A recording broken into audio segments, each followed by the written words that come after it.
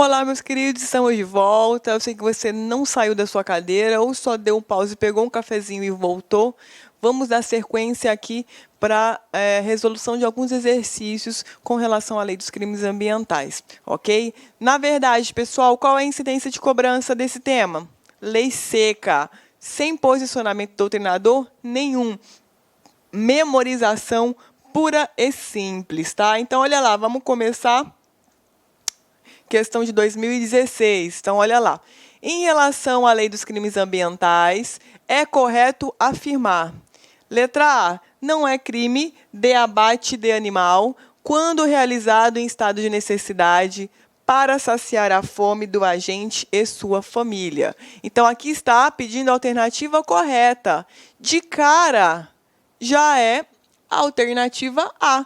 Justamente, essa é uma das hipóteses em que não é considerado criminoso o abate de animal. Aonde que está isso? Artigo 37 da Lei dos Crimes Ambientais. Então, veja, essa é uma das hipóteses legais. Vamos ver por que não são as demais. Então, olha lá. É crime o abate de animal para proteger lavouras, pomares e rebanhos, mesmo com autorização de autoridade competente. Não. Se houver autorização, essa conduta não é considerada criminosa. Também está lá no artigo 37 da lei, ok? Então, a alternativa correta, letra A. Marquem aí. Vamos ver por que não são as outras alternativas. Então, olha lá. Depois, não é crime danificar floresta, mesmo que de preservação permanente, em necessidade de abrigo e alimentação do agente. Falso. É crime, sim, senhor. Ok? Depois, a D. É crime cortar árvores em floresta de preservação permanente, mesmo com autorização de autoridade competente. Pô, se a autoridade competente autorizou, é óbvio que não vai ser considerado criminoso, ok? Então, a alternativa correta da questão 1, letra A de amor, ok? Depois, gente, outra questão, 2014, FCC. No tocante às penas aplicáveis às pessoas jurídicas por crimes ambientais, é correto afirmar que, então, que é a alternativa correta. É possível a suspensão parcial ou total de atividades, verdadeiro até aí, por tempo indeterminado, gente. Indeterminado não, tempo determinado.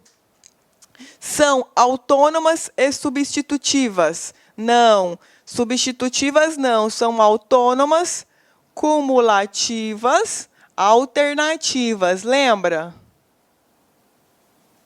Está lá na lei. Então, a alternativa B também está incorreta. Depois, a C. A proibição de contratar com o poder público não poderá exceder 10 anos. Verdadeiríssimo, né? Inclusive, essas são as disposições lá do artigo 22, parágrafo 3º da lei, ok?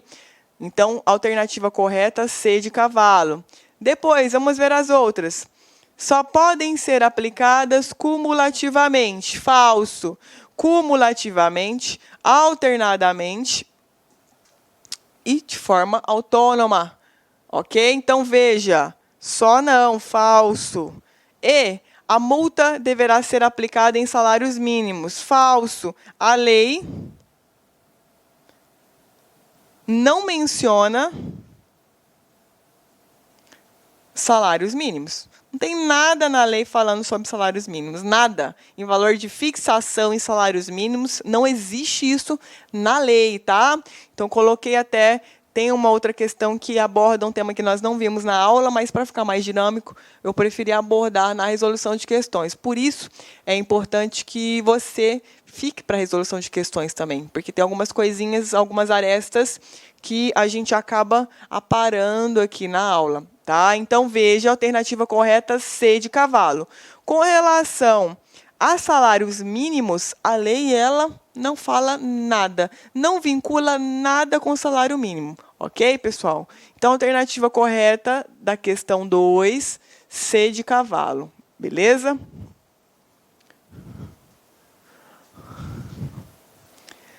Depois, na sequência, questão 3. Então, olha lá, 2013.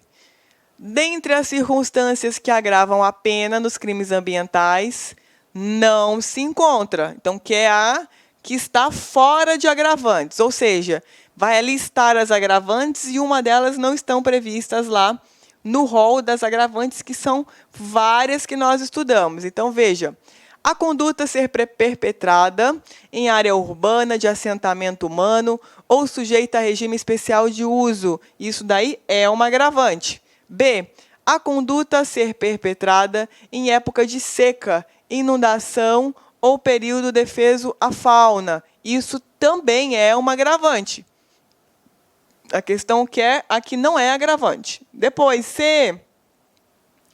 A conduta ser perpetrada em domingos, feriados ou à noite. Isso daí é uma agravante. D. A conduta ser perpetrada por biólogo ou por funcionário de empresa de transporte de carga. Nossa, falsa. Isso não está lá no rol das agravantes. Não está no rol das agravantes. Alternativa D. Depois, letra E. A conduta ser perpetrada com o fim de vantagem pecuniária ou no interesse de pessoa jurídica beneficiada por incentivos fiscais. Também isso é uma agravante. Então, no nosso caso aqui, a questão queria uma conduta que não se encontra dentro do rol de agravantes. No nosso caso, letra D de dado. Ok? Então, questão 3, marquem aí, letra D. Veja, né, pessoal? Tudo aquilo que nós estudamos. Depois, na sequência, questão 4, de 2017. Então, olha lá. IBAD, acerca da lei dos crimes ambientais e a jurisprudência do STF pode se afirmar. Então, olha lá, que é a verdadeira. Constituição Federal condiciona a responsabilização penal da pessoa jurídica por crimes ambientais à simultânea persecução penal da pessoa física em tese responsável no âmbito da empresa. Não, nós tivemos na primeira aula um tópico que se chama dupla imputação, lembra? Lá nós vimos que não é obrigatória a dupla imputação. Lá no artigo 3º, parágrafo único da lei. Tá? Não é obrigatório de forma simultânea. Eu posso denunciar só a empresa se eu não conseguir elucidar quem foi que determinou que aquilo fosse praticado, aquela conduta fosse praticada pela empresa, tá? Então, alternativa A, falsa, ok? Depois, B. Compete à Justiça Federal o julgamento dos crimes ambientais. Falso. A maior parte dos crimes... A maior parte dos crimes é julgada pela Justiça Estadual. A não ser que haja transnacionalidade, então, exportei pele para o exterior, transnacionalidade, a Justiça Federal. Agora, se não, a regra é Justiça Estadual. Então, a alternativa B também está errada. Não é verdadeira. Depois, C de cavalo. Em crimes ambientais, o cumprimento do termo de ajustamento de conduta, com consequente extinção de punibilidade, não pode servir de salvo-conduto para que o agente volte a poluir. Essa daqui é a verdadeira. Eu deixei ela para falar um pouquinho sobre esse termo de ajustamento de conduta. Esse termo, pessoal, também denominado de TAC, né? A sigla dele é TAC, Termo de Ajustamento de Conduta. Ele é celebrado geralmente pelo Ministério Público, na figura do promotor de justiça, que atua né, na área de interesses difusos e coletivos com determinada empresa que, porventura, possa estar degradando o rio, poluindo, praticando alguma conduta que ofenda ao meio ambiente, né? Então, o que acontece nesse TAC? A empresa ela vai se comprometer a tomar diversas atitudes, regulamentações, normatizações internas para evitar essa degradação ambiental. Então, ela se coloca nessa situação para que ela não possa sofrer penalização, como, por exemplo, suspensão ou interrupção das atividades. Então, esse termo de acordo ele é celebrado entre a empresa e o poder público. O que o item fala para nós desse TAC?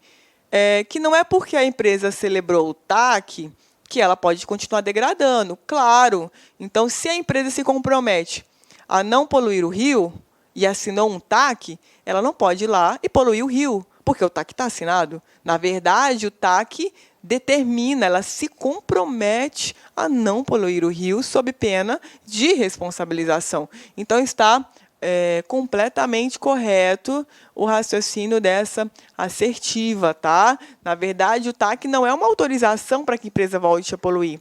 Muito pelo contrário, é um termo de compromisso que a empresa faz de justamente não degradar o meio ambiente, tá? Então, a alternativa correta é a C. Depois, a D.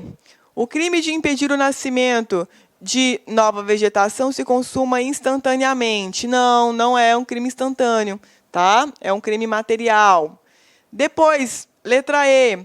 Não se aplica o princípio da insignificância quanto aos crimes previstos na Lei de Crimes Ambientais, considerando que o bem jurídico tutelado é o meio ambiente, indispensável à sobrevivência da sociedade.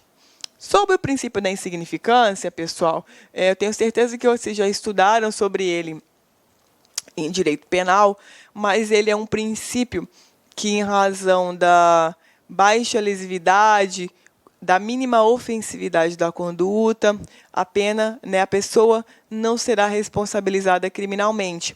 Veja, esse princípio ele veio com uma incidência forte no Brasil para a pessoa física. No entanto, em uma ou outra oportunidade, os tribunais têm aplicado esse princípio para excluir o crime praticado em alguns crimes ambientais, mas isso é exceção da exceção. A regra, pessoal, é que crimes ambientais não sejam amparados por esse princípio, tá? Que é um princípio descriminalizador, visto que ele torna a conduta atípica. Agora, uma outra vez o Tribunal Superior tem aplicado, só para você ter um exemplo de quando isso é aplicado nos crimes ambientais, que é muito difícil, é muito raro, é exceção. Então, teve um caso de um cara que pescou um peixe em período defeso, vivo, né? Então, ele estava com o peixe vivo na canoa, foi surpreendido na fiscalização e ele soltou o peixe vivo na água. Então, veja, ele não matou o peixe, ele foi amparado pela insignificância. Teve um caso também de um pescador que foi surpreendido com 5 camarões fora do tamanho de pesca. Nesse caso, aplicou o princípio da insignificância para ele. Então, veja que, embora seja muito rara a aplicação desse princípio, no caso dos crimes ambientais, ele tem sido aplicado em uma ou outra oportunidade pelos tribunais. Então, a gente não pode dizer assim que é vedado, é completamente proibido. Em uma outra oportunidade, ele tem sido aplicado sim, tá? Então, por isso que a alternativa ela está incorreta, ok? Então, veja, pessoal, na sequência, que o nosso gabarito, portanto, é a letra C de cavalo. Então, eu trouxe essa questão com um carinho especial, porque eu queria falar um pouquinho do TAC para vocês, e porque eu queria também falar com relação ao princípio da insignificância. Excepcionalmente,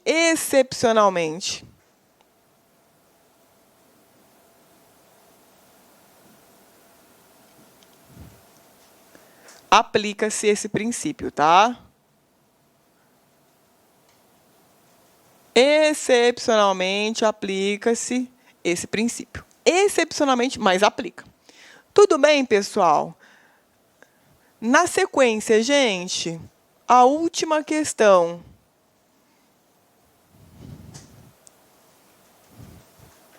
Se vocês não tiverem aula sobre o princípio da insignificância, essa partezinha principiológica, depois é só falar com o pessoal da LAC, mandar um recado, uma mensagem para eles que a gente, qualquer coisa, eu faço uma gravaçãozinha de alguns minutos para explicar só sobre esse princípio. Mas eu acredito que ele tenha sido abordado pelo professor de penal, né, lá na parte geral, naquelas primeiras aulas, né, aula 1, aula 2, por aí já deve ter sido abordado o princípio da insignificância. Então, dê uma procurada aí no material de vocês para vocês terem o amparo dessa aula. Beleza? Na sequência, gente, última questão para vocês se livrarem de mim, né?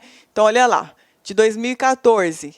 Segundo a Lei dos Crimes Ambientais, são circunstâncias que agravam a pena quando não constituem elemento ou qualificadora do crime, exceto. Então, olha lá, isso aqui foi até para agente investigador do Sergipe. Então, veja, aqui que é a exceção, né? Então, ter o agente cometido a infração concorrendo para danos à propriedade alheia.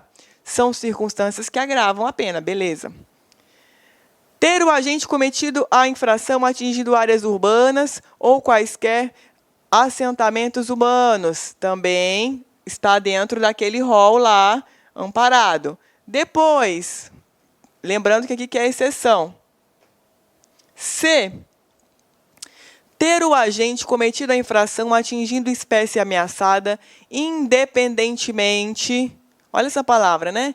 Independentemente de listagem em relatórios oficiais das autoridades competentes. Aqui, né? Não é independentemente, nós precisamos sim desse relatório oficial para saber o que é espécie ameaçada, tá? E depois, letra D, ter o agente cometido a infração em épocas de seca ou inundações. Viu que eles gostam bastante dessa agravante também. Então, na verdade, como a questão queria a alternativa de exceção das agravantes, por isso nós temos aqui letra C de cavalo. Independentemente, não. Depende, né, da listagem fornecida pelas autoridades oficiais, tá? Queridos, infelizmente, vocês vão se livrar de mim. A aula já chegou ao final. Trouxe para vocês umas questões recentes, para vocês verem que realmente a incidência na cobrança das provas com relação à lei dos crimes ambientais é, infelizmente, a memorização dos artigos. Então, aí, todos os artigos que nós vimos são os principais, os essenciais para sua aprovação, mas isso não, né, não inibe vocês, né, não livra vocês de passarem o olho em todos os crimes que são trazidos na lei dos crimes ambientais. Tá? Claro que tudo que nós vimos aqui, na aula de hoje e nas duas aulas passadas, que eu espero vocês tenham assistido de uma vez só, são os artigos mais importantes, que inclusive você vai dar uma lida ali na véspera da sua prova, para você gabaritar lei penal especial. Ok?